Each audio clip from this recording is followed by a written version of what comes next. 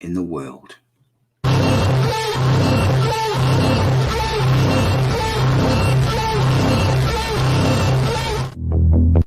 Surprise, motherfucker. Who the fuck is that guy? Yes, you understood it. You fucking asked me that. Well, to be fair, I can't always get on. Well, fuck, you could try. You're gonna shit like that. He wasn't up to the standard. Are you talking about the same Eddie I was talking about? America. Eddie Johnson. Fuck yeah. This is what you used to sing every morning. That, I'm adding that to the intro. You singing it and the real tune. Motherfucking day. Classic. You used to come in. You used to come every morning and go, America. fuck yeah. Motherfucking day. That's what I used to say. Yeah, I'd have to start my day. I'd be phoning him up every morning, like when we wake up. And I say, Eddie, you can't start the day like that. He went, fuck yeah. I used to say it every morning. I used to say, Eddie, you've not scored on the wee well. What's your thoughts? And he just went, fuck yeah. That's why I'd be so good at it. That's the reason my play.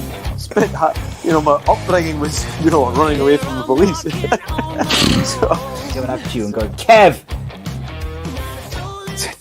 Game of Thrones is shite. oh my god. Robert Gordon is checking out Miss Massey, our assistant.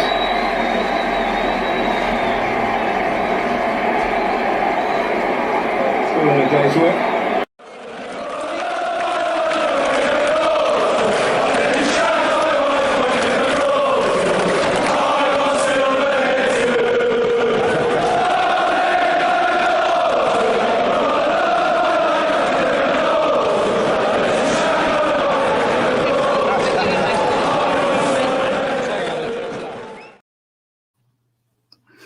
Hey guys, I'm Si and welcome to Ace Podcast Nation. This is the revamped and new look Kevin McNaughton Show. It is no longer crazy football. This is Super Kev Unscripted and this is Series 2, episode number 2. We are live on Facebook, YouTube and Twitter.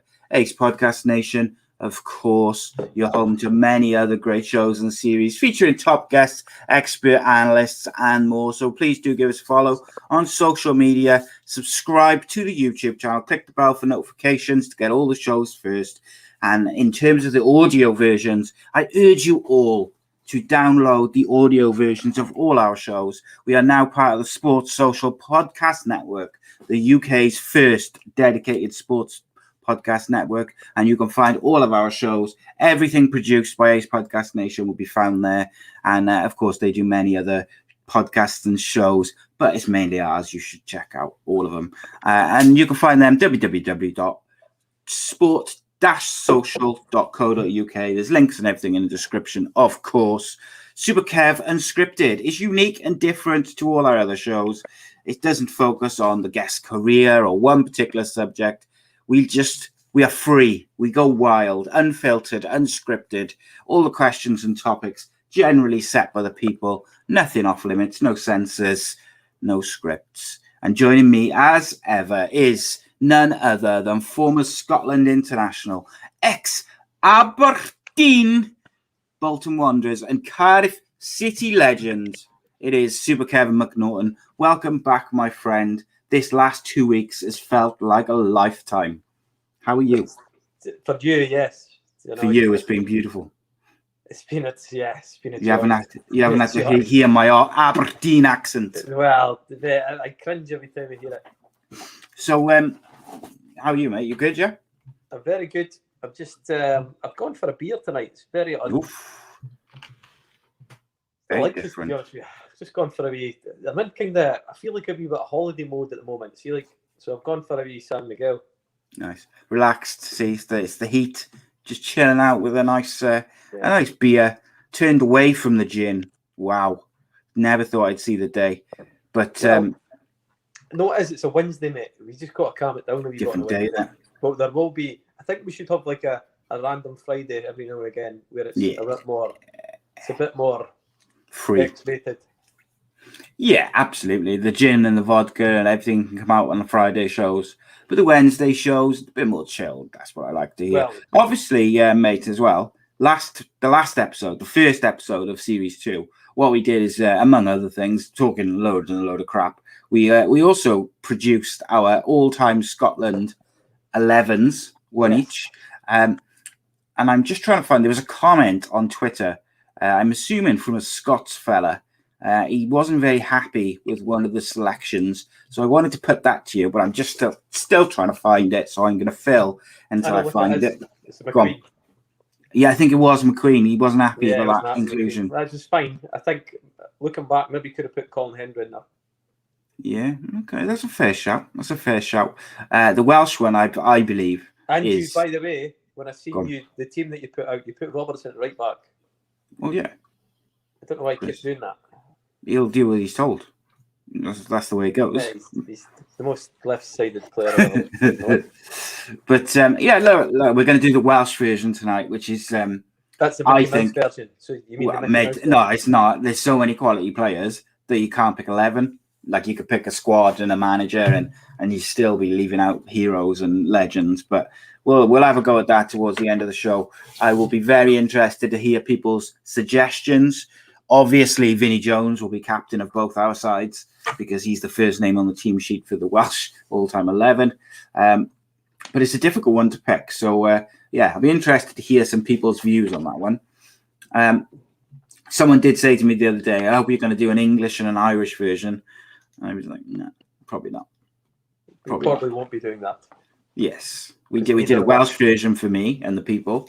And we did a Scottish version for you and the one other Scottish person who watches. I don't even think we have any English people who will watch us because they don't like us for some reason. We mocked them. Well, my daughter's English, so yeah, as we've discussed, got to watch what I say.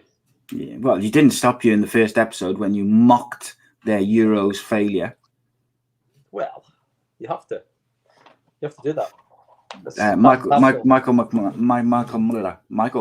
That's my friend. Can't speak. He says Mardy tonight, Kev. That is an old nightclub that me and him used to frequent when we were younger.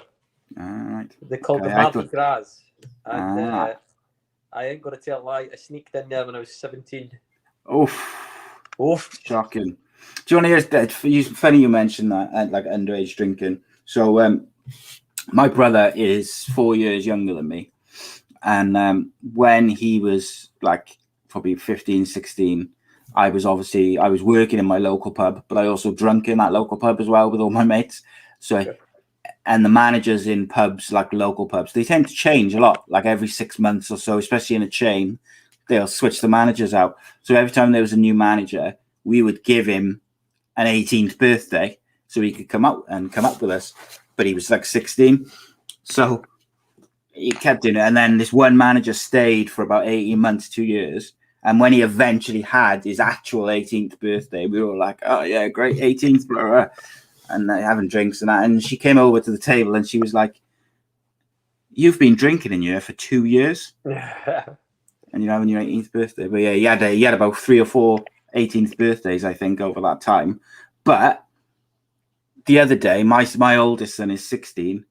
And my brother sort of said, or the other week, he said, like, so are we going to take him out for a beer to the pub? And I was like, oh, it's a bit different now, isn't it? It's different when it's your son compared to your little brother. Yeah. And you're nearly 40 and not 18 and couldn't care less. Me and Michael were out playing snooker at a snooker hall just across the road from the Mardi Gras. And we'd not been drinking or anything. We just finished. I'd obviously just scalped Mike. I just beat him probably about 8-0, I think, on frames. Yeah. Walking the walk, just had the swagger after that. And we actually just went, you know what, why don't we just try and get in this nightclub?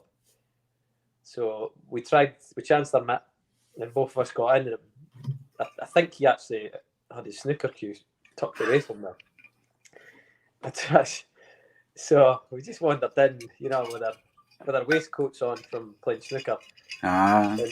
Just good thinking, that, isn't it? We actually bumped into people in our class, so there's a couple more there, a couple of younger boys in there as well. So it's like, oh, what are you doing in there? There we go. Nice. So I like the touch of the waistcoat. See, that's attention to detail, isn't it? obviously aspirations to be a professional athlete, so Well, didn't touch any booze. I was just there. no. Just You didn't start drinking until you finished football, obviously. exactly. That is precisely. Professional. I've just got to address this one comment. Gavin Randall, who won a T-shirt in the Euro sweepstake, he says, "Si, I haven't received your T-shirt yet. Do you know why you haven't received that T-shirt yet, Gavin? Because you haven't sent me your address. So until you do that, I cannot send it. But as soon as you send me the address, I will post it to you." There we go. It's very difficult to post these things. I think I've stopped saying stuff, but I think I have. But it's difficult to post stuff if you haven't got an address, mate, isn't it? You know, just chuck it in the letterbox and hope that Hold on. You just got to do that, mate. you just got to stare into the camera, and eventually it'll come. But there we go. And I'll send it straight away. Kev's well behind on sending out the prints and stuff from Series 1. You will get those prints, just you might not get them till like after November time. I swear, after the show, send me again the list. I'll send you the list and the addresses. I've got a new phone and I don't have the chat and stuff. That's fine. If anyone's waiting for a prize, send me a DM. And right, you sent it to Andy, Gav. Well, that's no use to me, is it? But I'll get it off him later and I'll send it. But anyone who hasn't had any prints from the Kev show and that, just send me a message and I'll make a list and resend to Kev and we'll get them to you. What are you gonna do?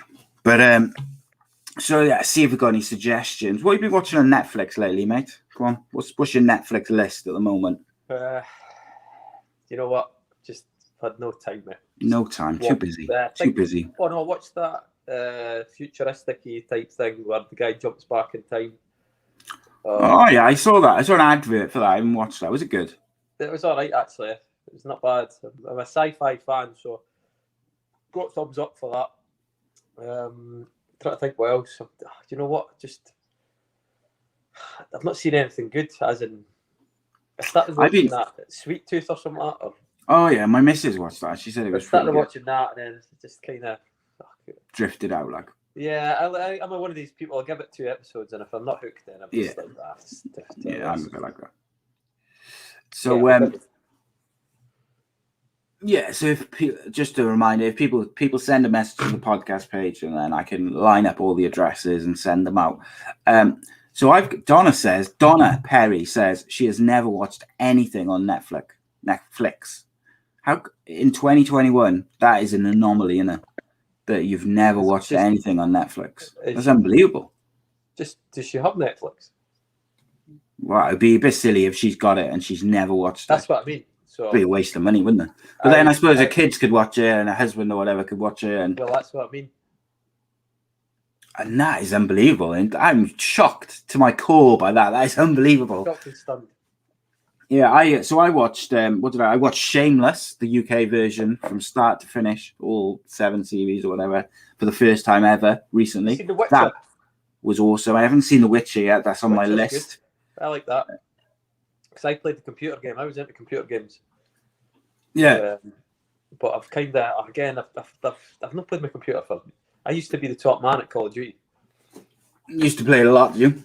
Well, just like within the football team, I was the top man. I was very highly regarded in the Call of Duty stakes. Yeah. Okay. Was that we know it for away, like when you're away for a couple of days or whatever? Yes. Well, someone always take like a PlayStation or something or an Xbox, or was it on the laptop? That was the top dog. People used to just go, all right, Kev, top dog. Top dog, Kev. Like, just tip the cap and just say, right. Except Eddie Johnson used to come up to you and go, America, fuck yeah! And then he'd go, top dog, Kev. Eddie. Yeah, Eddie was. What a legend. Me and him were in the SEALs together. The old Call of Duty. Be fair, that was Jay Boothroyd used to think he was decent. Well, he was all right at it, Jay, but he knows I was the top man. He knew that you were the guy. Like, so what? You all used to play Call of Duty rather than FIFA, did you? Yeah. So like Chops was a disgrace. He'd be on until about 3 a.m. A few boys who were horrendous. I think Ross McCormack wasn't the best, but he actually got a wee bit better. Phil Weston in the chat on Facebook says that Chops says he's the Call of Duty king. Chops is talking through his arsehole. Chops, see if you put Chops on a lie detector and asked him, said, "Are you the best?" And it would just go, and then you asked him, "Was Kev the best?" Yeah, okay. So what about FIFA? Were you any good at that? No interest in FIFA. No, I was Pro Evo. You just like shooting people and Pro Evo. No, okay. I Pro Evo.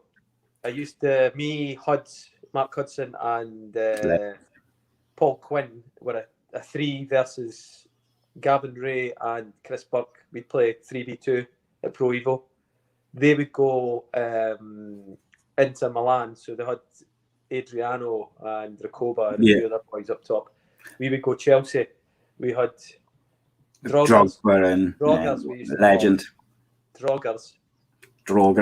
And I don't know, like, we had Duffer. So we all they'd had nicknames. Camper Kev. Was that your Call of Duty nickname? Phil Weston. You're going to get barred from the show, mate. Camper.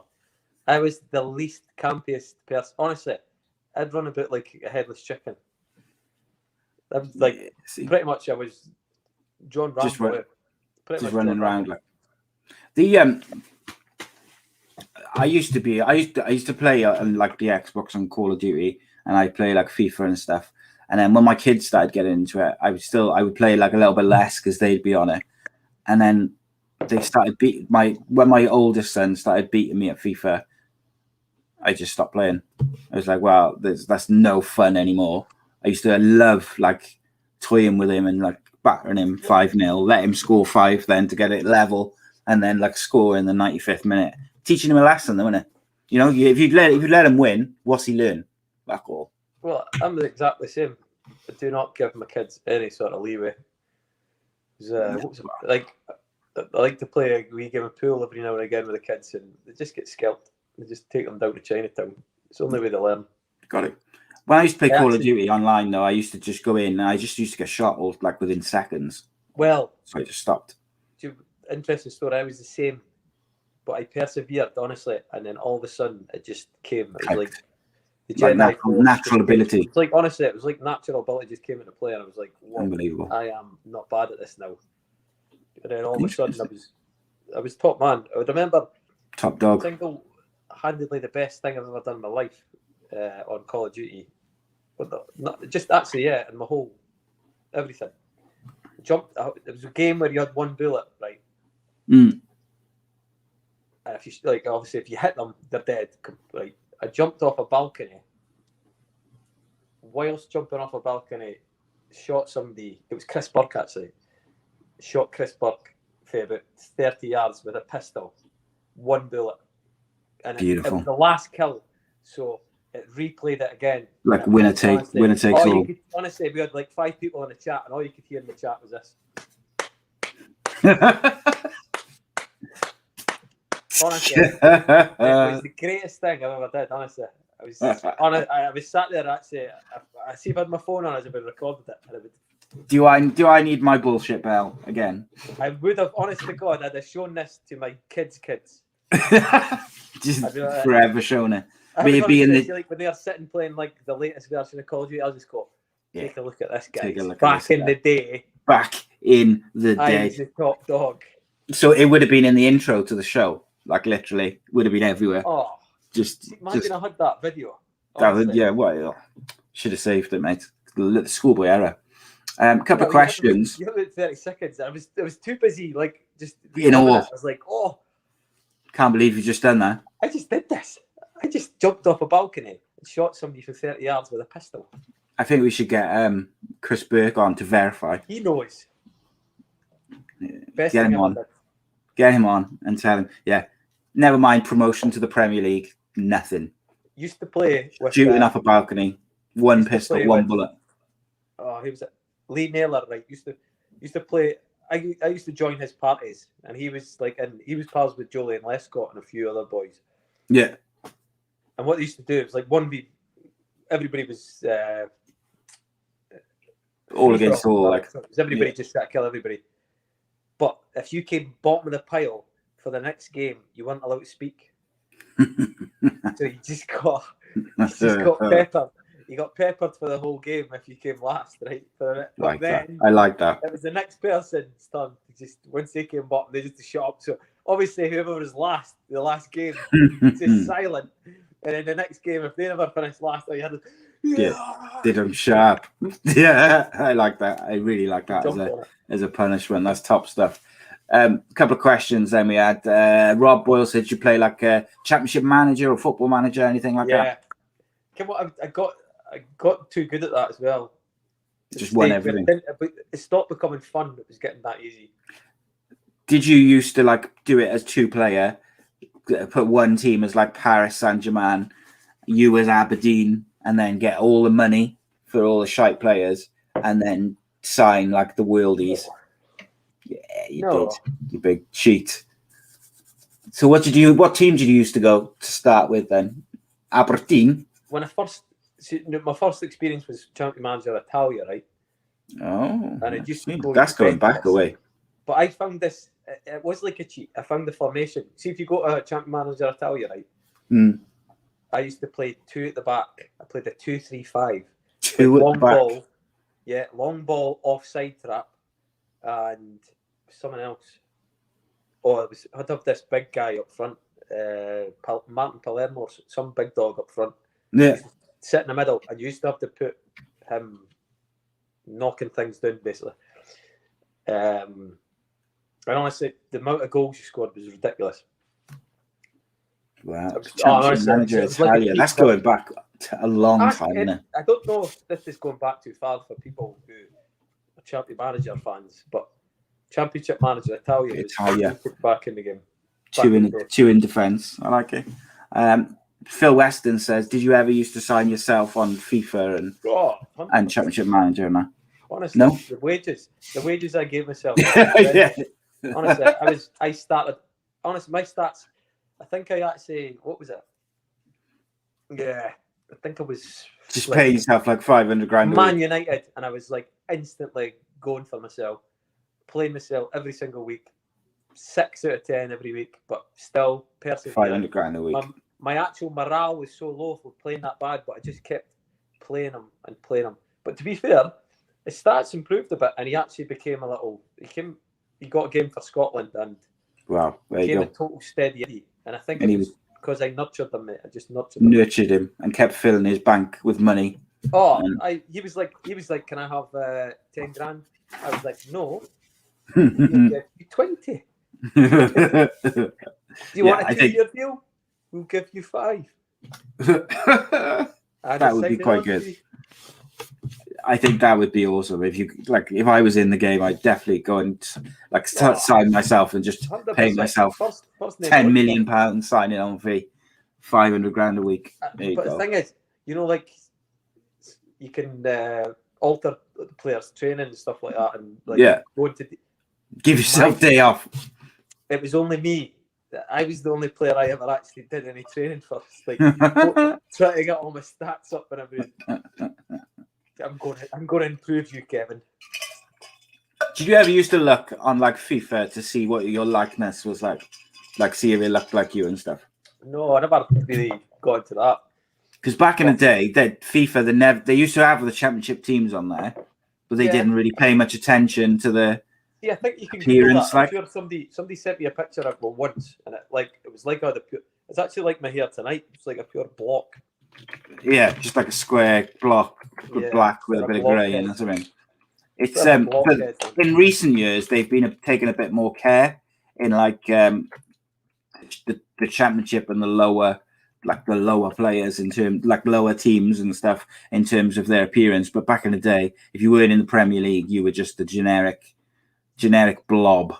Yeah, no, my hair was grey. It was like a sort of square grey shape. But like this, it's actually resembling this sort of. But my eyes were big as well, so it was like sort of. Yeah, I was trying to find an image of you on FIFA, but I can't seem to find. Kind of like that. That can't be you, surely. I think that is the face. It was like that. Just generic, unbelievable. Phil Weston says, any of your teammates ever get like annoyed when their stats off like different games were off and stuff? Anyone who was like particularly like check their stats? Because you do see some of the Premier League guys now, they'll like tweet FIFA and that, and they're only messing about, like, but they'll be like, my stats are this or whatever, or. Nah, that was like, I remember seeing a picture of me once and it was bronze. I was disgusted. And I was like, I don't even play FIFA. I just seen bronze and I thought, disgusting. That's disgraceful. I am third tier. Yeah, well, this is where, isn't it? The team of the week. Like the Panini stickers. That was one thing. It was somebody in my dad's work used to always collect these Panini stickers. He used to go, Kev. Kev is like, one year for Aberdeen, I was the shiny one. You know what I mean? Ah, see, I would have to have that. I'd have that framed in like a little glass case. And then, from then on, that guy called me Shiny Kev. Shiny Kev is Shiny Kev. Yeah. Shiny Kev. But you haven't got that card, have you? I don't think you should try and get it. I'm pretty sure Mum and Dad got it. Because that is the shiny ones were always the best when you used to collect them and swap them and stuff. But like as a ex-player, like that's like, I'm not sure what about memorabilia and that. I don't know how I feel like if I would have collected it, like, but you'd have had it on your wall, shut up. Yeah, I probably would have. I think I don't know. Like, actually, you know what? I'd probably framed it all, mate. I'd probably framed it all. Yeah, and if I had like a tattoo sleeve of all the memorabilia, it's a tattoo sleeve you'd have with your actual stats, like just all like listed down my arm, both sides, and then just one there, goals too. I've obviously showed you the caricature this year. You did, yeah. Probably about 5 times, but that's right. That's good. I prefer stuff like that. I prefer like piss takes. Yeah. Yeah, that's on. Yeah, I know what you mean. And the actual Panini's not on. Yeah. Look like a crazed maniac on the wall, but if it was actually quite a good picture, it would not be on the wall. Have you got like a favourite like photograph of you from like in your playing career or just like an action shot or something? One, I don't know if you've ever seen it, like sliding tackling Suarez. And it looks like a pure platoon, just like he's dying. No, in fairness, he looked like that every time someone touched it. Yeah, Google Suarez McNaughton and you will see this tackle. It's beautiful. There's one with him like he's in the air, like about to land on his bum, and you're sort of sliding into him, but you can't see the tackle. It's like the aftermath of the tackle. But maybe it's not that then. It can't be that. Probably is. When you searched for Luis Suarez, it just comes up with like biting and cheating, and like as soon as you mention his name in the Google searches. Yeah. Ah, yes, here we go. Poleaxed by the Scot. There we go. I'll get this up on the screen now, mate. You like this? This is a beautiful tackle. I bet you won the ball as well. Tell me you didn't win the ball. 100% got the ball. Right, let's have a look now. What's this? Ready? This special, especially for Kev. We're going to get this on now. How do I work out to do it? Right, there you go. It's a beautiful tackle, mate. I got to say, it's nicely timed as usual. Mr. Suarez making a bit of a meal of it. There you go. Look at that. What a tackle! Like, the ball's not in the picture, unfortunately, but because I'm sure it was close. No, because I've kicked it away, mate. I've already kicked it, cleanly won the tackle. Look, he looks like he's being shot, doesn't he? That's what I mean. It's like platoon, isn't it? You could actually put platoon. You should put that picture up with platoon music in the background. Yeah, Jesus Christ, man. Do you reckon is he the worst like diver you've played against? Do you reckon? No. It was worse than him. Oh, it's a lot worse than him, man. I played against the German team. I swear to God, the guy actually pure screamed. Yeah, well, some of the European teams they do, don't they? They brought in as diving became more prominent in the Premier League and the British game. When you'd play in the Champions League or internationals, these guys they'd add in screams. So like the ball would come and say the player lays it off first time, the ball goes, and then all you hear is like a thud and a scream. and the ref stops the game, and it's, oh my God, there must be really serious injury. And the replay comes back, and he's literally been like just brushed as the defenders come into the back of him. Pathetic, mate. Yeah, like like tackling from behind and stuff like that. That was like when I was growing up, that was fine, yeah. Yeah, just go through him, say hello, innit? And the Like, more first tackle of the game. See if you got the ball first, it was fine. Yeah. If you got the ball, full stop, it was generally fine when I was younger. That was the That was the universal symbol to the referee. I took the ball, ref. Yeah. The ball. The Italians used to do it, or the Italians when they go like that. Yeah. But like, so when I was younger, and I think you're like similar-ish age to me and you, like obviously a wee bit younger, but not sure about that. When you're 40, when are you 40? You've had a tougher paper, let's be honest. Yeah, oh, fucking hell, right. Yeah. It's been a hard life, isn't it? But but like basically, if you won the ball when I was like a teenager and stuff, if you, like, it didn't matter where the tackle came from. If you got the ball, then that was acceptable. Ball first. Look at you. You're 1 year younger than me, literally. Chic of it. I'm 40 this year. You're 40 next year. See? Beautiful. What synchronicity. Neymar's quite a bad diver, as Reese points out. You sneeze and he does like a triple somersault. That's plenty. Rob Boyle wants to know, what did you hate to play against the most? Skillful players or fast players? I don't know. I was quite quick, so I got away with a lot of stuff. I think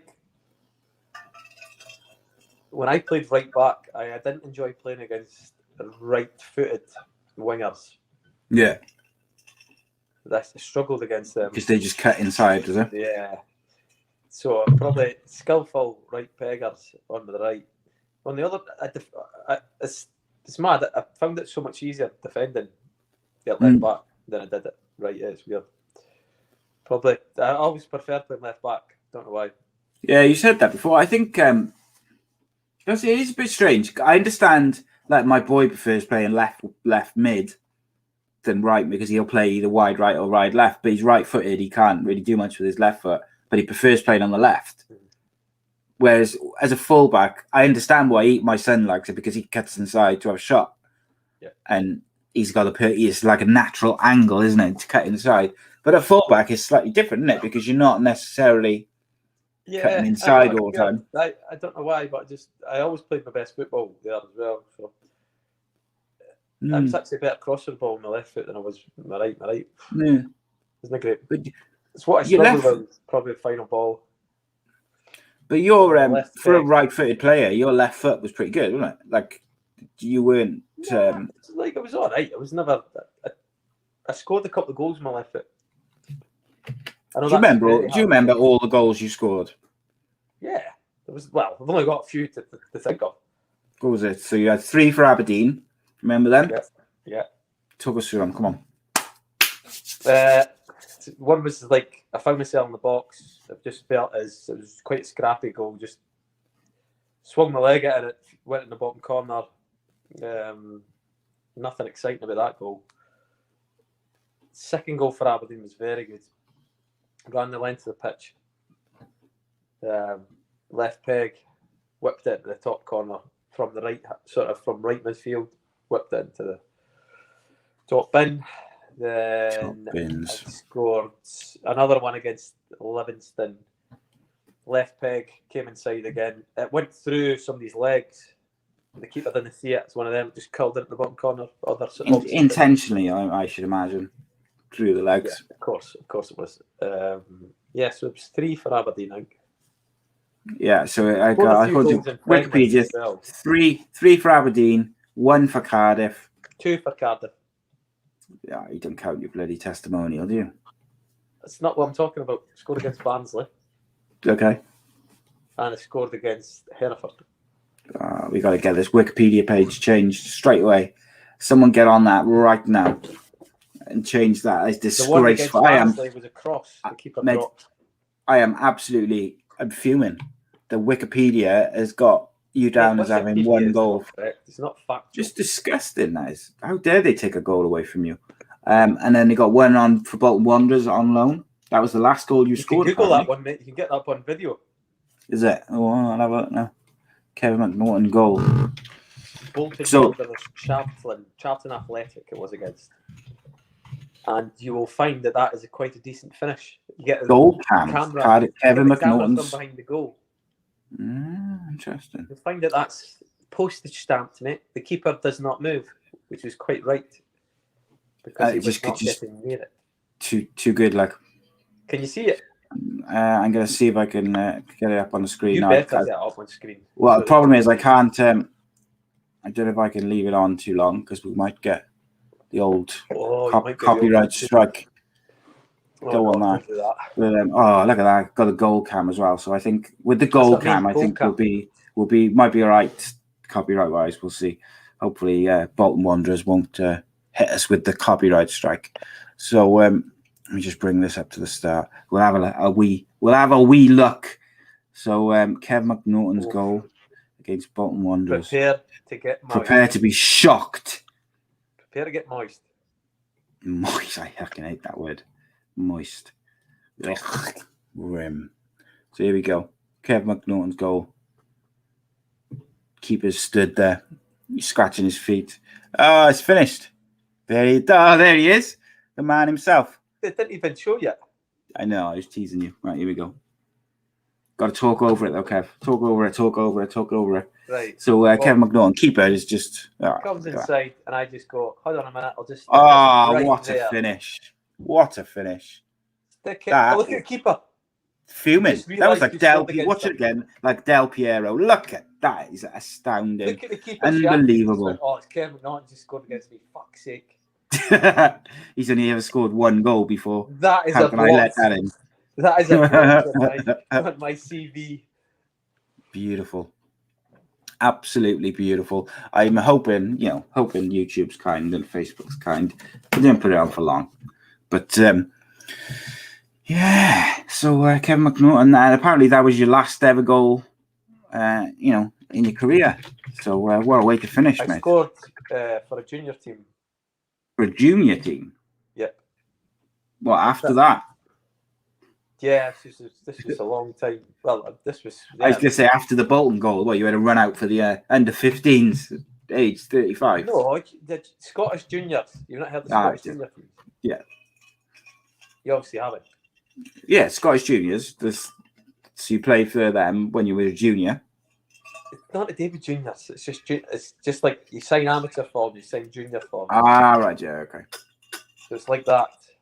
Like there's obviously amateurs, there's juniors, then there's part-time, and then there's professional.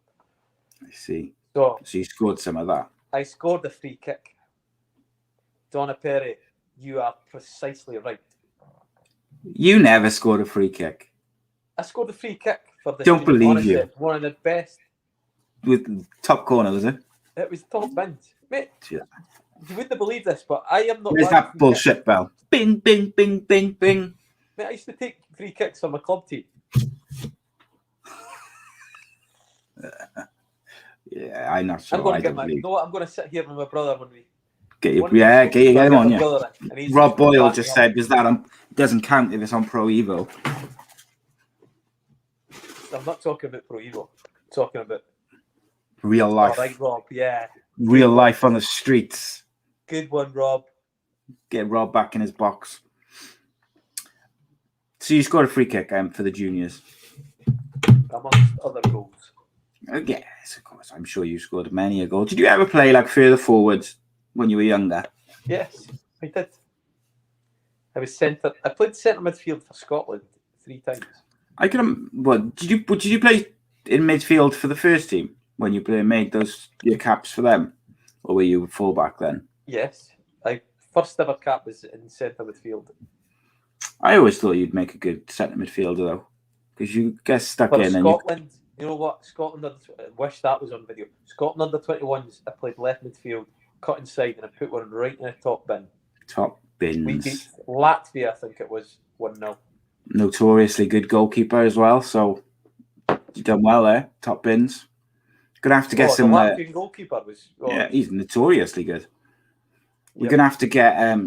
We're gonna have to get some of these. Some of your teammates on to verify these claims. Well, do you want to know what?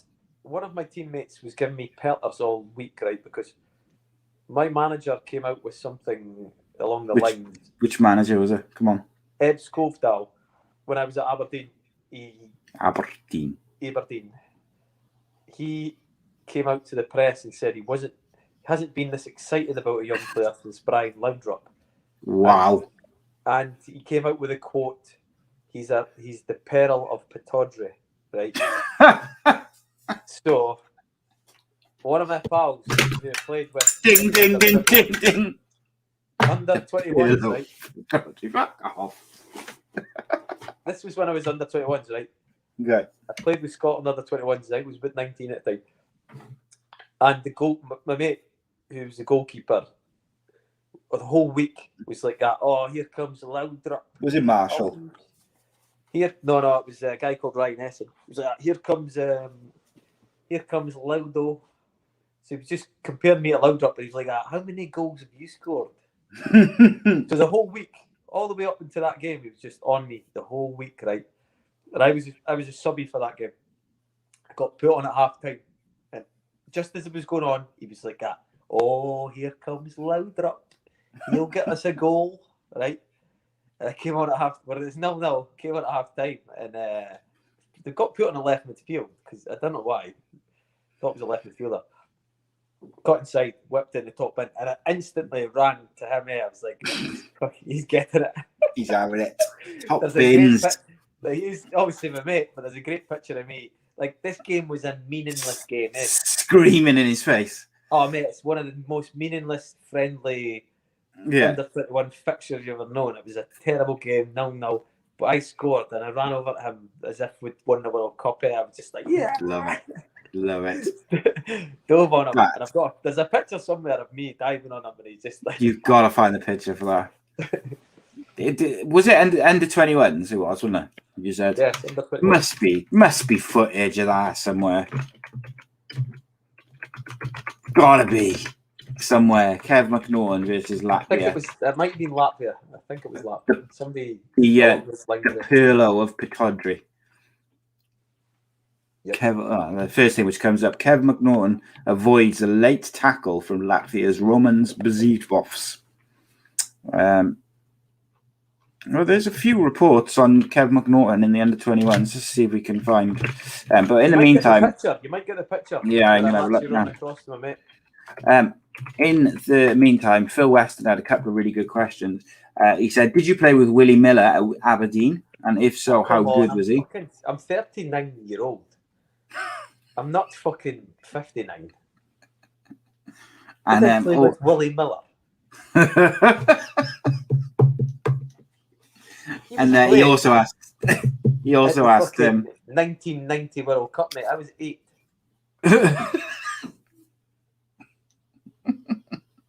He also asked, at the end of his career at that stage. He also asked how good was Glenn Lewins. He was great at the dark arts, like stamping on the feet of forwards. He was good, wasn't he?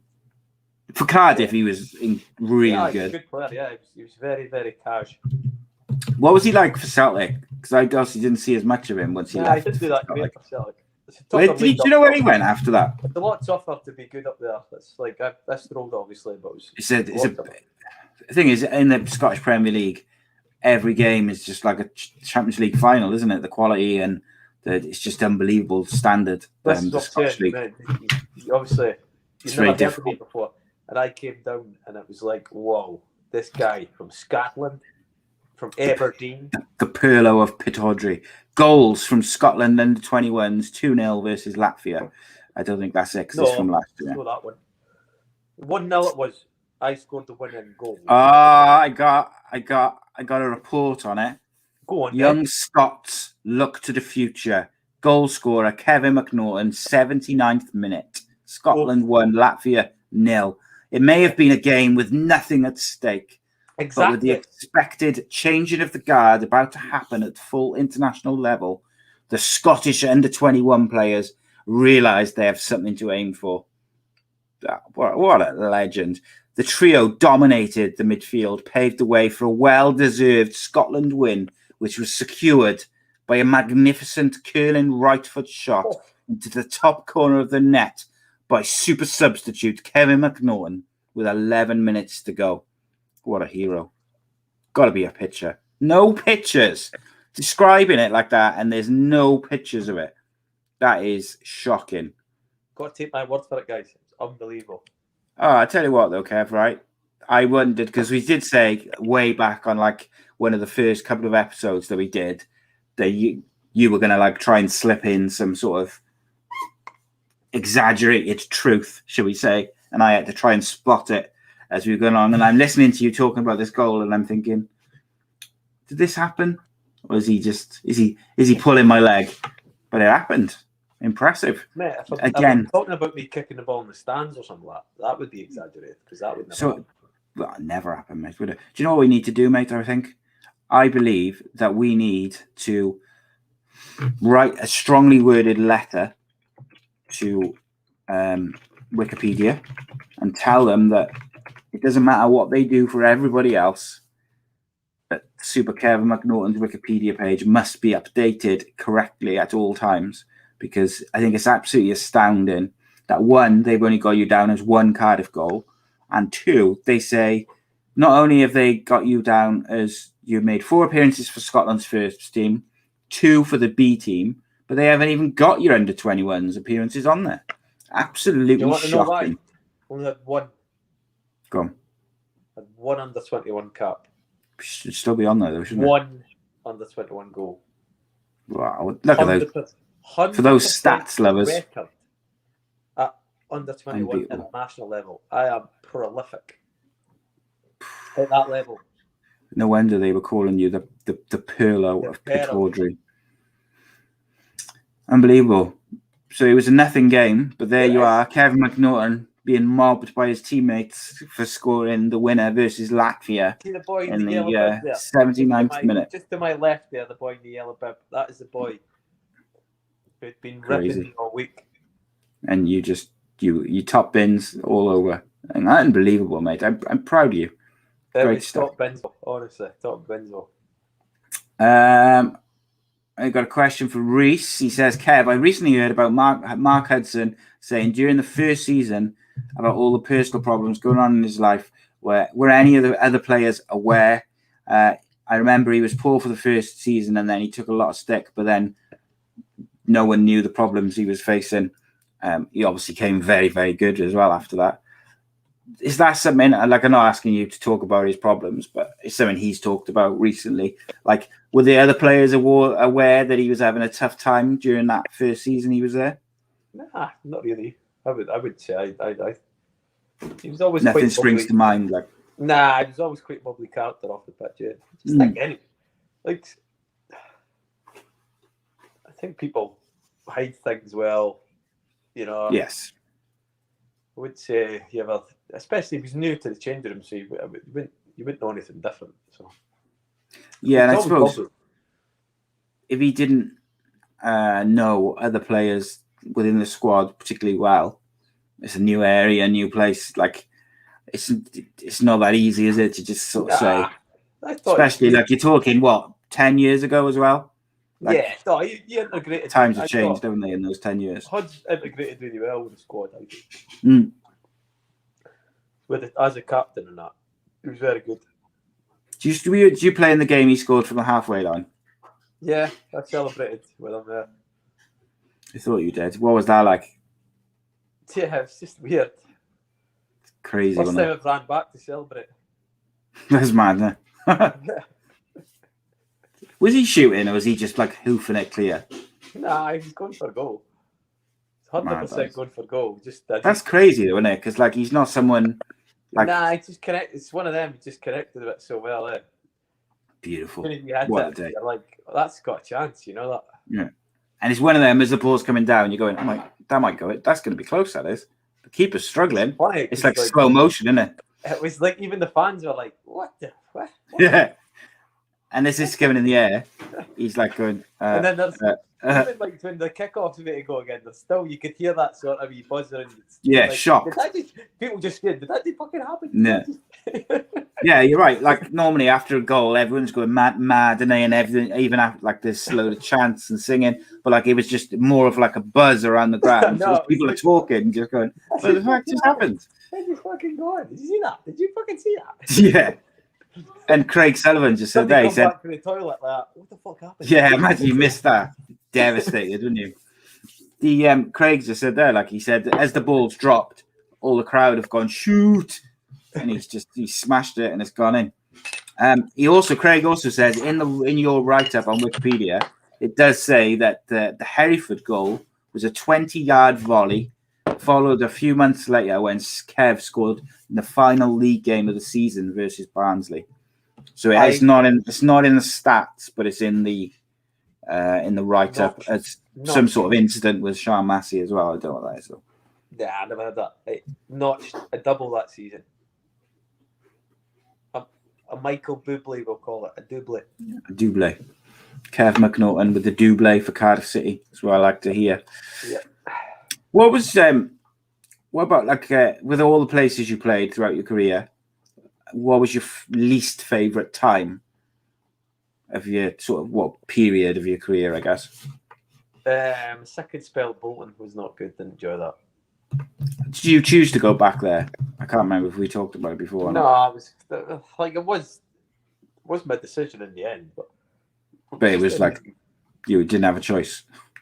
No, it was like I went into. No, it wasn't even such a really awkward meeting I had with Solskjaer. Like my agent phoned up and said, "Look, Bolton are interested in him. Is he going to be involved at all this season? Just let him know because he's got somebody where he can go and maybe play."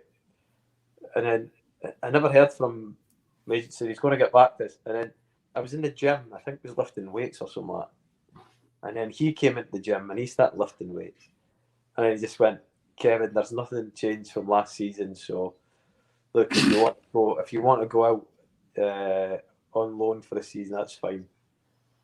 I was kind of like, there's fucking everybody in here. It's such a really weird place to do this sort of. Yeah. Just hold us in the office or something like that. Okay, boss. I was like that. 1001, 1002. So what did you say? Like I was getting a deep bump there for a second. Yeah. And you're telling me interrupted my counting. I suppose you could have done it when you were like in the steam room or something, just in your kecks. Oh, you could at least wait until having a massage, like, and it just comes in, puts his head next to yours, and says, "Kev, mid rep, mate, mid rep." Bad gym. That's bad gym. Don't do that to your gym bros. No, that's it, mate. What? I know we talked about Solskjaer a little bit before, but like, what was he like as a guy? Because like him or not, and I know Cardiff fans don't particularly like. He's doing a decent enough job at United at the moment. How much money has he spent? A lot, but they needed to spend that money though, didn't they, to rejig their squad? And if you've got the money to do that, then you do it, didn't you? But mate, what was he like, mate? What was he like? Because he gets tactically, I thought he was pretty shite. Do you know what he did? He got two players. He got one of them to go to PSG and started buying all the shite players for loads of money. That's what he did. And then that is why he's doing okay. Okay, that's what's going on. That's what he's doing, right. I thought tactically he was really bad for us. And you know what he brought in these Scandinavian players who were never going to be suited to the British game. Lesson from Cardiff. You know what the problem he had was he came into Cardiff. He was just like, right, we're just going to play. We're going to play out to the back. It's like, hold on a minute. We've not really got the players to do that, and we were getting a wee bit of success playing the way we normally played, which wasn't really all that great to watch. But it was working, man. We're a couple of good players that used to do the business, and the rest were steady eddies around that, and we just ground a lot of results out. Yeah, it was a weird one, wasn't it? It was. But he was like, "Oh, play from the back, do this." Yeah, it didn't work. And then he sold and then he sent his best player on loan to Bolton. Right. That was his word. That was the mistake he made. Of course it was. Job. Of course it was. He should have moved you into midfield, mate. That cost him. That's what he should have done. I actually was, what I was planning on doing? I was going to go in with the Latvia match report, footage from the Bolton game, which I think was on my first spell. Can't remember. Might be wrong. No, it was my first spell. I was going to go in with that, and I was just going to send him a little dossier. I played for Scotland against Nigeria, centre midfield. I played against Denmark. I played against Denmark, centre midfield. I played out, and then that's when they started calling you the Michael Laudrup of Scotland. Basically, were you the Michael or the Brian or the Paul? Paul Laudrup is the lesser-known Laudrup brother who was not very good at football. John Laudrup. John Laudrup. His cousin, the mechanic. Dear. Poor old Ollie. Thing is, though, mate, right? Like he was. Malky Mackay, we were never in the relegation zone. And then as soon as they got rid of Malky Mackay, for some reason, everything went to shit on the pitch. No, but the thing with Malky was, he was good defensively, mate, wasn't he? At the end of the day. Nah, it wasn't even that. Just he used to call it mixed play, right? So he wasn't bothered if you clipped the ball on the channel, and then you just fought for it up top. Or he was Malky was never ever really bothered about that. So yeah, right. To finish us off, mate, we're going to go with the Welsh all-time 11, mate. Yes. I know you've been working and stuff, so you've kind of thrown it together. But we'll have a go. I found this very, very difficult to put together. I've got a few position, you know that. Yeah, that's all right. As long as it's not too ridiculous, like Neville Southall up front was allowed. First and foremost, what formation have you gone for? Oh, I've gone a 4-4-2. Okay. I've gone for. I'm tempted to change that. Yeah. Okay. I might go. Where are you going for? 3-5-2. I've gone for a 3-5-2 as well because there's a reason why I've gone for a 3-5-2 as well, which will become very apparent shortly. But I found this incredibly difficult to leave out certain players. Some of them my heroes when I was growing up, but I've even just dropped someone who I wouldn't have dropped perhaps. But it is what it is, mate. Right, who would be your Welsh manager? Oh, there's a manager. Yeah, got a manager. Yeah, we did, to me. Fergie. Yeah. Sorry, yeah. So he just has to be Welsh. Yeah, just someone who's managed Wales over the years. Oh, Christ, I haven't even thought of that. I've gone. So for me, in my opinion, there's only three which really have got any chance of being qualified. I'll go Coleman. Yeah, I go Coleman because I want speed in my team, basically. But there was only, for me, Chris Coleman, Mark Hughes, and Gary Speed. Unless you go way back to like the 50s. So, goalkeeper. It seems like Neville Southall is the obvious choice, and I have gone for Neville Southall.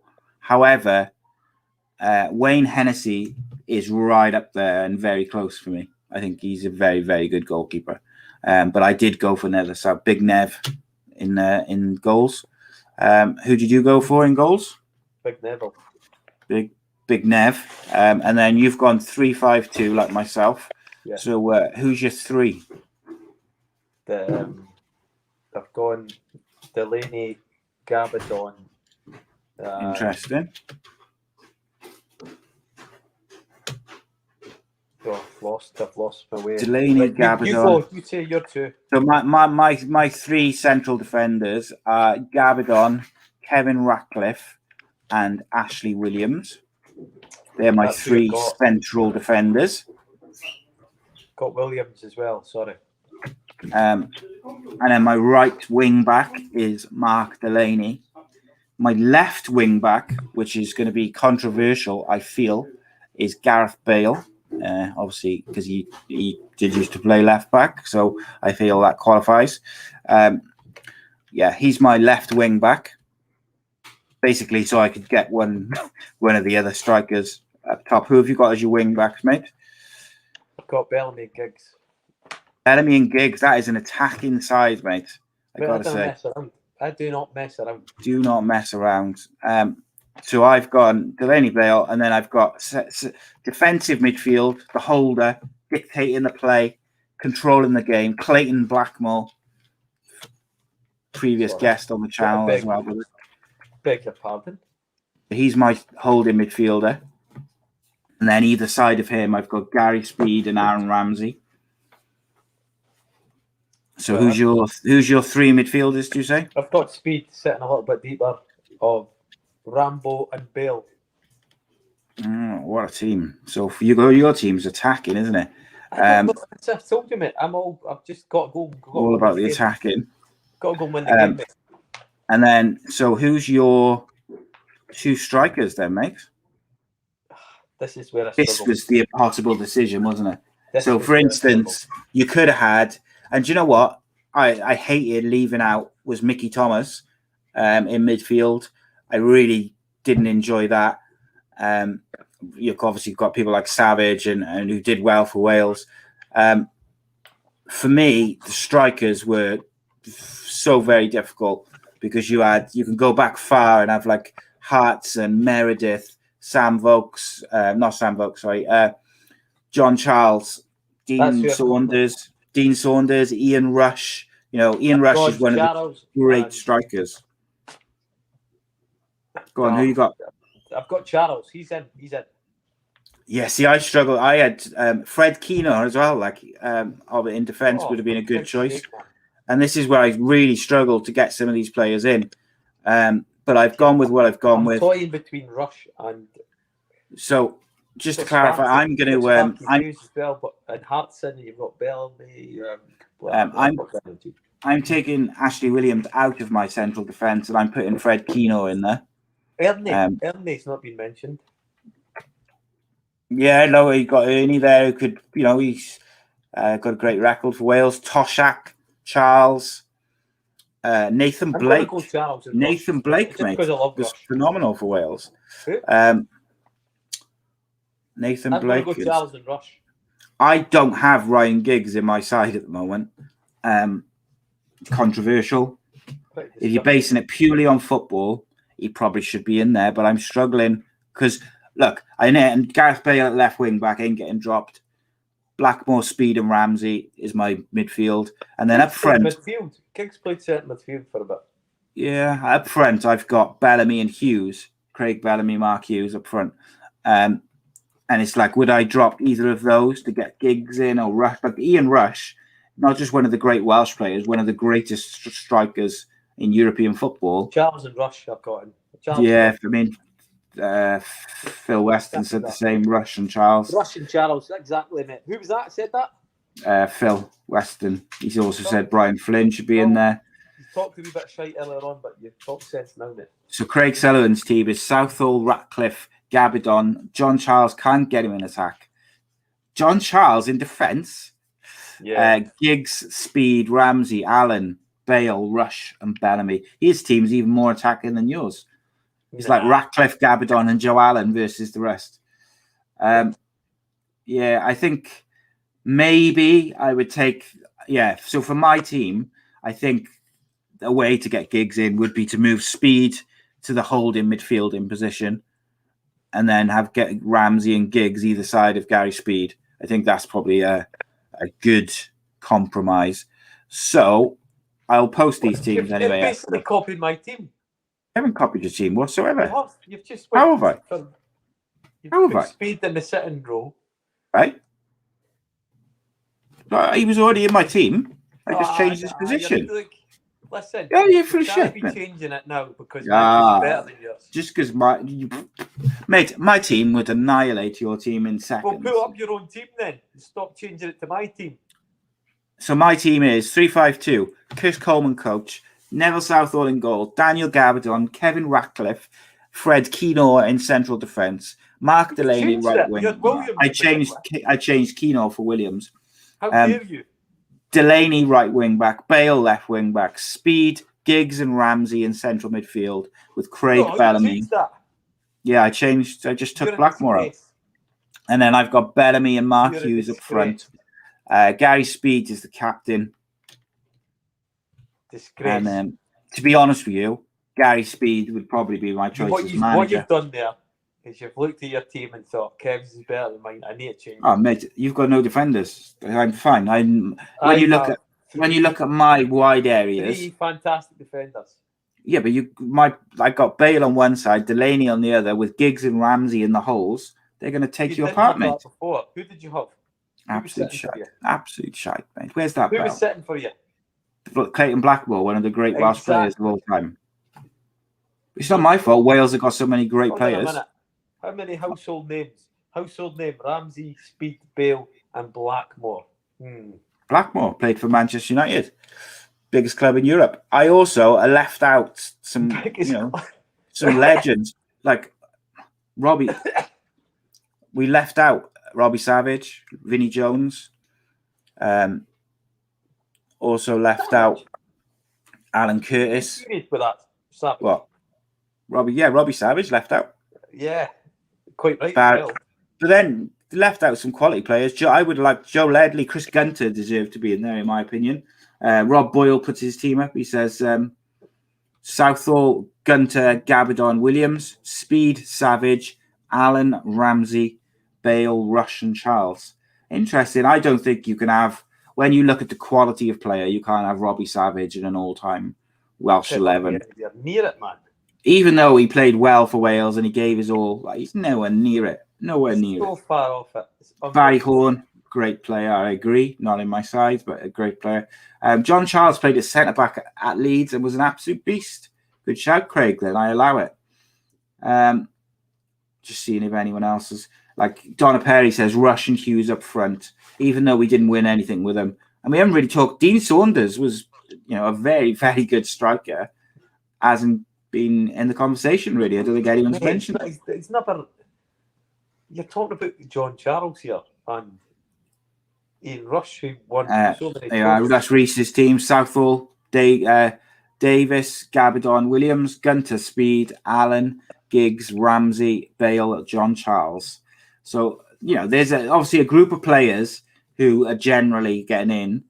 And then there's a few players like Reese has made a great point there. And then there's Clayton Blackmore. Would you take Jason Kumas at his absolute peak prime Jason Kumas? Clayton Blackmore. Would you take him over Aaron Ramsey? You know who I'm taking?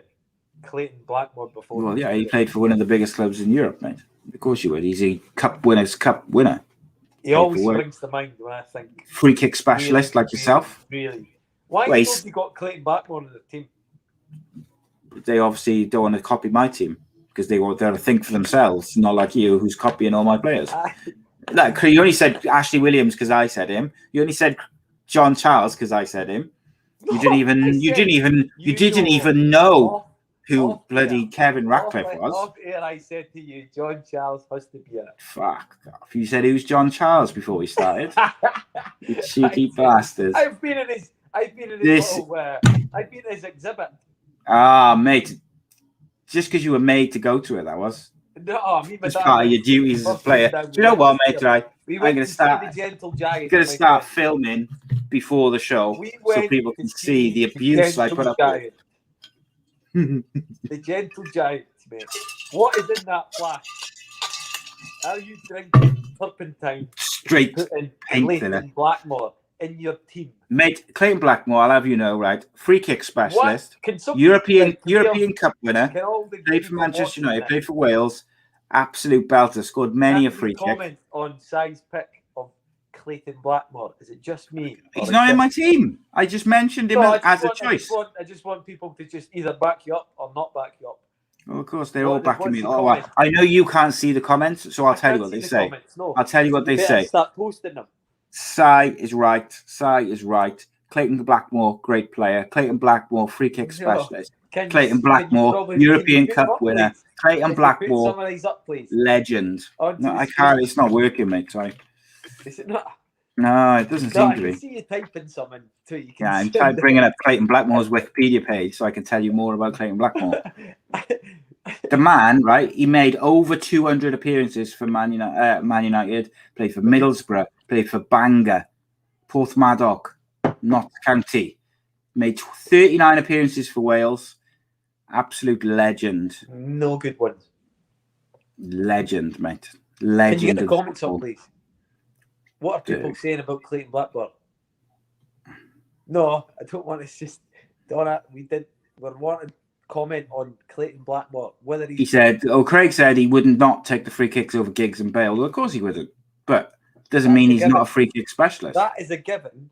But would you have him in your team? And why wouldn't you have? And can you please put why you wouldn't have him in your team? Oh, what a shout. Rob Boyle, Simon Davis, absolute legend. No chance. Fantastic He's getting footballer. in a team, man. Craig says Toshak and Hartson. No.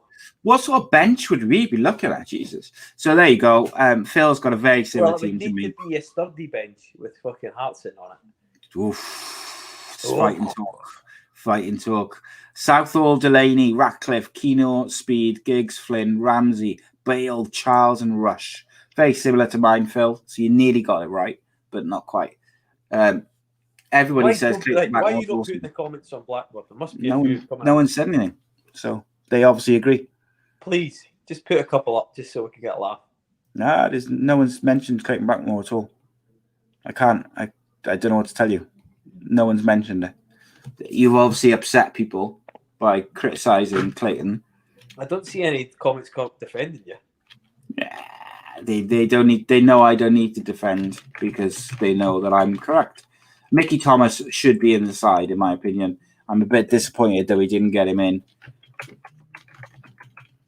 It's like he's one of them. Just googling some more of Clayton Blackmore's achievements. What? How many? Like, what's his trophy list look like? So there you go. Look, Donna. She loves Clayton. Blackmore. Donna. You've got to get banned if you keep this up. So, well, if they disagree with you, you're just going to ban them. Fucking Tory. No, I loved them.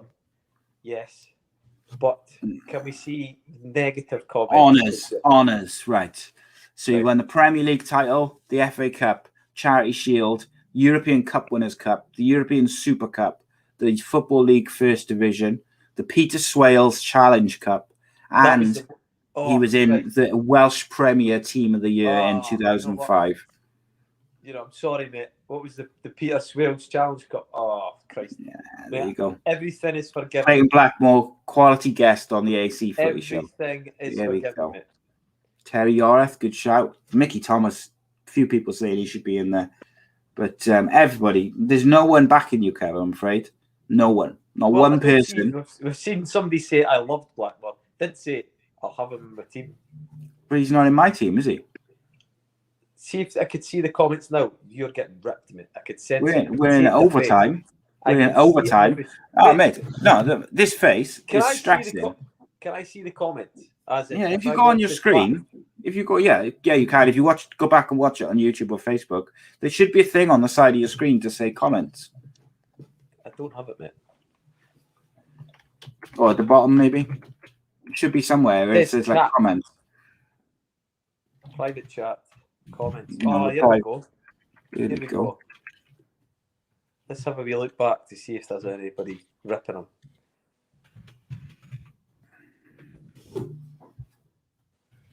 Blackmore would not take the right. That's it. Oh, that's disappointing. Fully expecting that's a new comment. All right, guys, we fucking get off Clayton Blackmore's balls. Phil Weston, Blackmore had highlights, but we can't be having someone with highlights in the team. Exactly, Phil. Craig Sullivan, he was our midfield for about 30 years, and sadly, that's why we didn't qualify for major tournaments when we had Southall, Ratcliffe, and the strike force we had. What you've got to understand is, I said he was quality. He's not You put in him my in your team. best 11. He's not in my team. What do you mean he's not in your team? He's not in my team. Rob Boyle says Mark Pembridge. Why was he in your Rob team? Boyle can get back in his box, as far as I'm Rob's concerned. Mark Pembridge is disgraceful. This is another Moana moment, Rob. Get back. Get back in your box. Mickey Thomas, I'm starting to think Mickey Thomas should go in ahead of. But the thing is, who do I put him in ahead of? Speed, Giggs, or Bart Ramsey? No, I've realised you put Clayton Blackmore in because he was your guest on the show, and you just thought, you might just watch wanted to be nice. Just wanted to be nice. You might watch us. Oh, the chat we think. This is the. You like should never have told me about this chat. You should never have told me about this chat. Mark Bowen, good shout. Right, we're way over time now because Kev's having a whale of a time. He's discovered the comments. Not sure He's discovered the comments. So that's why we didn't call. Right, okay, yeah, I've seen that. Mickey Thomas was shocking. Who said that? Craig. Boo. Andy Johnson was Wales's greatest drinker and a decent central midfielder. Well. Gaz says, love the banter between you two, especially when you're arguing. We always argue. That's the point. Right, well, so I'll put... well, no, you're not. Because you copy me, mate. That's the problem. And now you've had a couple of beers instead of gin, and you're all fucking like, honestly, I'm right, you're wrong. If you'd been on the gin tonight, you'd be like, oh, Si, you're so knowledgeable. I can't believe that is such a good team. I wish I put the same team as you. I had a couple of beers. Fucking Eric Young, Vinnie Jones, they're the guys. They're the guys who are going to take Wales forward. Fucking bullshit. Wait. Do you want to remember? Can we rewind it? See, I can't wait to rewind this and put your first team out, because then you looked at mine and you were like, "Oh, no, it's like the top. It's like the top 10 list, though, isn't it? No, this is we're discussing the choices. This is what went on in your head. You were like, "Oh, he's put Speed in there so he can get Bale and Giggs in the team. Oh, I've got a copy of him. I've got to do that as well." Mate, the only thing I've copied about you is the grey hair. It's just unbelievable. You heard the name Keener and you were like, "Oh no, should have had him in. Should have had him in." I'm afraid, Kev, you're breaking up. I can't hear you. Can't hear you. Guys and girls. Paul Parry. Yeah. No one has mentioned Paul Parry. Eric Young. All right, I'm going to put this to the chat for the very last question. Ready? Who is the worst player to ever play for Wales international football team? Go! Donna Perry says, is she the only person who liked Vinnie Jones? I like Vinnie Jones. It just was not happy when he was the Welsh captain. It's a bit unfair to ask you to name the worst Welsh player because obviously your knowledge of Welsh footballers is not going to be as good as your knowledge of Scottish footballers. So who is the worst Scottish footballer who ever played for Scotland? That's just... just rude. You know what? Well, there's got to be a couple, haven't there? Nah, he's not the worst player, but he did the worst miss. Chris Umalumu. Chris Umalumu, yeah. He's quite a good pundit, to be fair, as well. Are you being serious? Yeah, deadly. Quality. Right up there with Michael Owen, all the top guys. Oh, yeah. He's right up there with him. My word. Rob Boyle says McBurney. Reese David Aaron says Meepham or Morel. Could have dished that one out as well. Yeah, I don't know. There's been a few. Eric Young was up there for not great. Vinnie Jones, wasn't great. Do you know who I used to really like who played for Wales was Lewin Nyatanga. I always used to think he was a good footballer and didn't quite get enough. Do you know who hasn't got a mention is Joey Jones. Oh, Big Joey. Big Joey Jones. JJ. Carl Fletcher. Jonesy boy. Robinson. Oh, Robbo. Right. we'll be back, not next week, but the week after, I guess, mate, is it? 12 weeks. Is it bet? 12 weeks, mate. 12 weeks. Yeah. Do you know what that means? 3. Nope. Un, deux, trois. Not French, mate. Going on holiday. 12 weeks. You off on holiday? Soon. Maybe going to... We should do it live from Magaluf. That's what we should do. Yes. I might be going to Magaluf. Come on. For 3 days. My Do it. birthday's on the 28th. Thank you. Magaluf. I've double jabbed now. Been jabbed twice. Double jabbed. So, I'll just be waiting for my text and my invite then, mate. That's fine. I'll send it to you, mate. That's all right. But we'll be back in 3 weeks. Do a live show from BCM's. Yeah. Live show from what was it called? There's a Cardiff pub in Magaluf, isn't there? Is that? Yeah, bear in mind. So like I'm talking like 20 years ago. Many really moons now. ago. 20 years. 20 years. Because I went when I was 18, 19. So you're talking 20 years.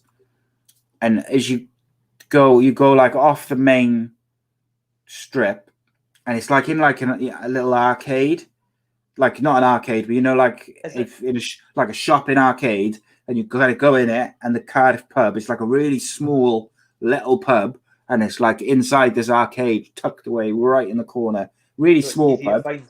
Really that's a nightmare, mate. But if you ask like anybody, they'd be able to tell you where it is. I'll find out. The local Spaniard say Cardiff City pub. Cardiff pub. I'm sure it was Magaluf. It was either Magaluf or Benidorm. Oh my word! So I've got to go and get another flight over to Benidorm. Yeah, if it's not in Magaluf, you've got to go to Benidorm. In fairness, I was not sober on those holidays. Been to Magaluf before, mate? 13 times I've been to Magaluf before. Shut up. Been that many times? Yep. Which time was your best? I think it was about the 7th time. We was drinking vodka Red Bulls with absinthe in. The one you know what? They were brutal. Genuinely, one of the worst hangovers I've ever had in my life in Magaluf. I was like sitting there. I had no really one for having hangover. Sweating, proverbial tits off. And I went into this pub and I said to the woman, "Can you just give me something that's going to stop this hangover?" Stop the pain. And she just went, "Right, take this." And then 2 minutes later, take this. And it was like 2 massive shots. One was like a really, really, it was like absinthe basically. The first thing I took, I said, keep that first, that's what she said. She said, keep that first one down and then try and get the next one down. And I did it. And within about 5 minutes, I was right as rain. Brutal. So when we went to Magaluf, it was in our hotel, in our room. It was me and my 2 mates, and my one mate. We noticed after a couple of days, 2 or 3 days into this Magaluf holiday, that when we were going for like a fry up in the morning, one mate was just ordering like a bottle of water, wasn't ordering food. So after a couple of days, we were like, "Mate, why aren't you having breakfast? Like that's literally our most important meal of the day." And he said, "Well, basically, Simon is so hungover that he has like 2 mouthfuls and then leaves his fry up, and then I just eat his." So that's what he was doing. That's what he did all holiday, is he just ate my leftovers in the morning because I was so hungover that I couldn't eat, and he would just eat it for me. Cheaters. Eating's cheating. Magaluf, we just literally drank solid all day, every day. And I fell asleep in the lifeguard tower at the hotel, like, and at one point, I think this woman who was there with her family, why you'd stay in that hotel with your family, I have no idea. But she kind of came up to me because she must have thought I was the actual lifeguard for a split second. And I kind of turned her over with a bucket hat on, like blurry-eyed, to speak to her. And she was like, "Oh, never mind." We just walked off because I was sleeping in the lifeguard tower. Interesting holiday, mate, that was. I actually... Disgrace, mate, you're disgrace. Actually, I preferred Benidorm as a place. but Magaluf was absolute mayhem. There was this place in Magaluf. So a couple of boys who I went with, they were a couple of years older than me, and they had gone to Magaluf like 2 years before. And there was this place in Magaluf right at the top, like at the start of the sort of main strip and whatever. And they used to call it jerk offs, the name of this bit. I can't remember what it was called, but they didn't like the guy. But he was all right. He was just like really overly angry. Even when he was like just talking to you, he was like really aggressive. But he used to make the best chicken and peppercorn sauce with chips. It was fucking amazing. Incredible, mate. This story about peppercorn and chips. Yeah, peppercorn, chicken and chips. That whole story was about that. Yeah, jerk off. I would love to know if he's still there. Such an angry man. Angry man. I thought the way you were building up the story, I thought this was going to change. This is going to be. What a way to finish the show. I'm hungry, mate. Hungry. He's building up to the chicken. We nearly got stabbed. But then this. I got a better story. And I started dancing, and then I got a much better story after that. That's the sort of story I was expecting there, and you just keep with. I'll tell you about Magaluf story. This will finish us off. I'll tell you a story, right? This one time in Magaluf where I went up the road, up the hill, ordered a McDonald's. And I ordered a ham sandwich. Fuck off. With the best mustard the world has ever seen, honestly. Unbelievable. Mate, unbelievable. And you wouldn't believe who was making it. Jerk off. Clayton Blackmore was he was up there spreading the mustard alongside Fred Keener. Well, he was having a fun. Tell you what, I'm not happy with this criticism of Clayton Blackmore. This is absolutely obscene, disgraceful stuff. Like that, blowing smoke in my face like, how's your sandwich, pal? And he suddenly became Scottish all of a sudden. Yeah, well, all drunks are.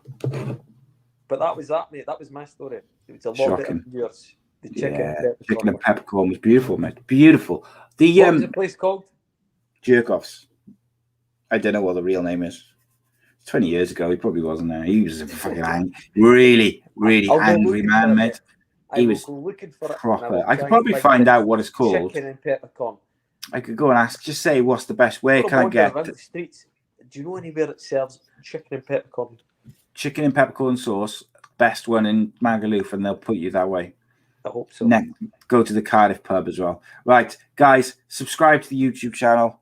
Make sure you download the audio version of this so you can listen to it in the gym or in your car or on the way home or whatever. That really helps us out at the moment as we've started new streams for all different shows on the audio side. So if you can download and listen to the audio version of any of the shows, really appreciate it. I'm back on Friday with Andy and Sunday and Monday and all the different shows. So keep up to date on social media. Me and Kev will be back in a few weeks for another episode of Super Kev Unscripted. We've done our all-time Scottish team. We've done our all-time Welsh team. So the next episode will finish with either Get in the Bin, which is our version of Room 101, or it will be the other one we do, which I can't remember the name of. What was it? What's the other one? Top 10 lists. That's it. We'll decide closer. Reece David Evans, though, with a shout. What about doing an all-time Cardiff 11? That's quite a good shout. Yeah, let's do that, boy. Appreciate all of you. You've got some sort of parrot. Have you got a parrot? That's my son. I swear I thought it was some sort of... No one's sending in any Dear Kevs at the moment, so imagine can't read them. These are all assholes. Well, that's it, mate. They're just too scared because after the way that after the way that it's worked out for all the people who we've given advice to, I think they're all too scared of the success. I think it's like Jerry Springer, mate. I think we've changed lives. For the good. Oh, absolutely, mate. if you could say one thing to Robbie Savage now, what would you say? I could just say one thing to him. Yeah, one sentence you're allowed to say to him. Has he ever tried chicken and peppercorn sauce from Jerkoff's? That's what we'd ask him. Because it's apparently...